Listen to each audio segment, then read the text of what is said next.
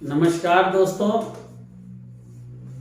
आज जो चैप्टर हम लाए हैं, पिछले जब से देश आज़ाद हुआ तब से लोग उसको दूर कर रहे हैं, वो है गरीबी। एक्चुअल गरीबी है क्या? गरीबी एक मानसिक है, गरीबी कुछ नहीं है।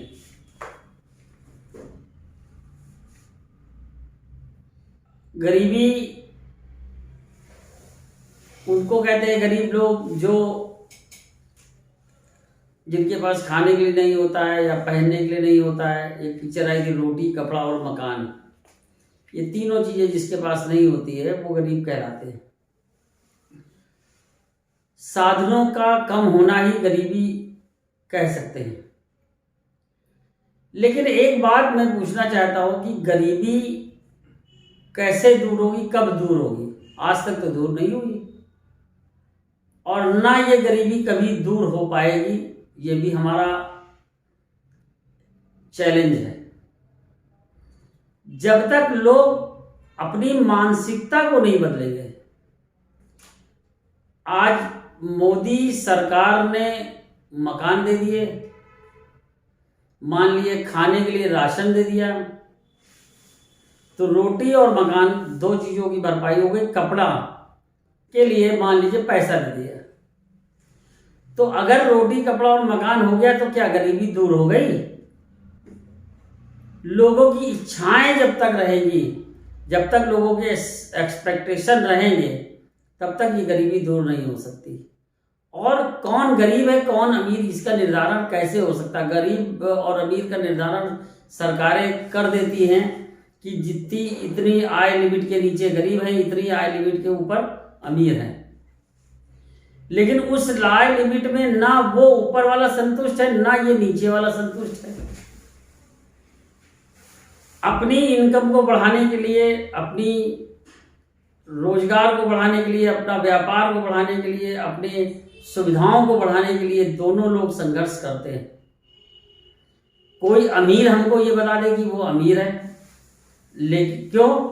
क्योंकि अमीर अगर दो कारें रखता है, एक कार रखता है तो किसी के पास दो कार है तो किसी के पास चार कार है तो किसी के पास 6 कार, सारे बच्चों और बीवी और सारे लोगों के नाम एक कार है।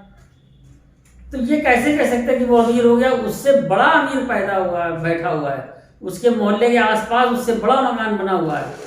तो दुनिया का सबसे बड़ा अमीर आदमी कौन? तो ये एक जो कंपटीशन है, इसमें ये सेटिस्फाई आदमी नहीं हो सकता कि हम अमीर हैं या गरीब हैं। हमारी जो संस्था है, हमारा जो संगठन है, वो रंगबाज सेना आत्मबल पे काम करता है। उसके लिए हम ये कह सकते हैं कि हम लोग जो प्रयास कर रहे हैं वो अंदरूनी प्रयास कर रहे हैं। आप अंदर से सेटिस्फाई हो जाइए, संतुष्ट हो जाइए, जितना आए उतने में, तो आप अमीर हो गए। तो अंदर के आत्मविश्वास, आत्मबल, जो अंदर का सेटिस्फेक्शन है, उसको लाने के प्रयास में हम लोग रंगबाज सेना से काम कर रहे हैं। अब बात हो गई कि अंदर से सेटिस्फेक्शन कैसे आएगा।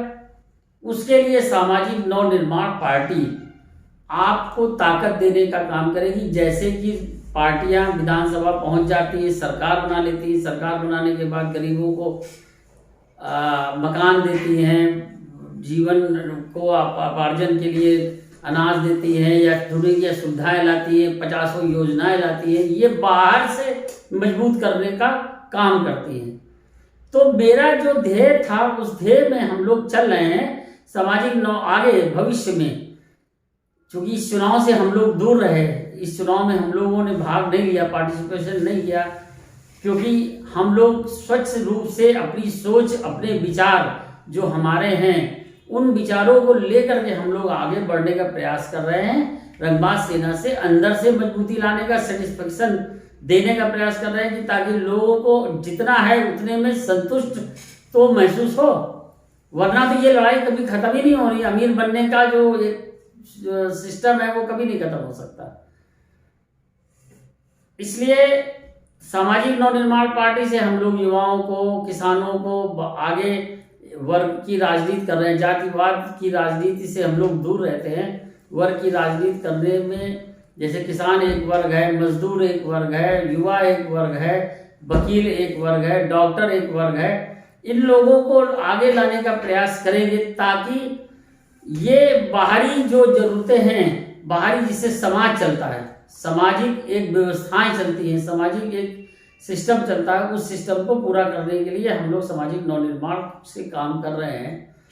दूसरी चीज, एक ऑब्जेक्शन लोग करते हैं कि ये पटेल सेवा समिति आप क्यों चला रहे हैं जब जातिवाद पे आप काम नहीं करते हैं। तो संविधान में भी आरक्षण के लिए ये लिखा हुआ है कि जो जिस जाति का है उसी जाति का ही रहेगा, कहलाएगा। इसीलिए जितने जाति प्रमाण पत्र इसीलिए बनते हैं।